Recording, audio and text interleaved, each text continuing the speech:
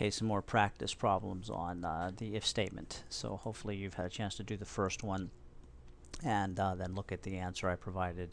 I will not be providing answers for these. So I'm going to go through these pretty quickly.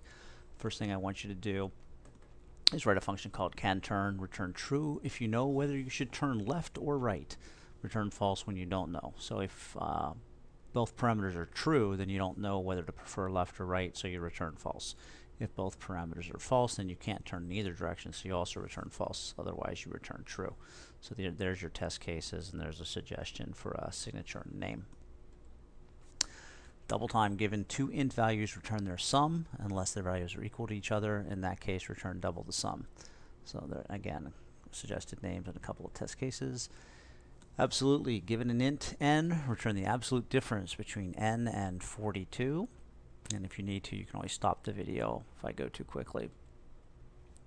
Write a function, go to bed, that tells that you should be in bed between the hours of 2100 and 0500, and the method's going to take a bool that is your status, whether you're in bed or out of bed. In bed true, out of bed false, and then the hour, and then return true if you're violating the rule, and then test it for these various states.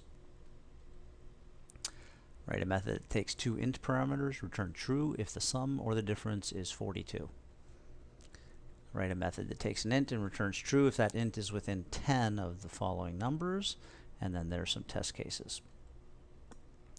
So given two int values, return true if one is negative and one is positive, except if the parameter negative, which is down here, is true. Then return true only if both are negative. So here's some test cases. And you should probably write a few more. You should have some positive values when this is true. So when they're both negative, it's false unless this parameter is true. Then it returns true.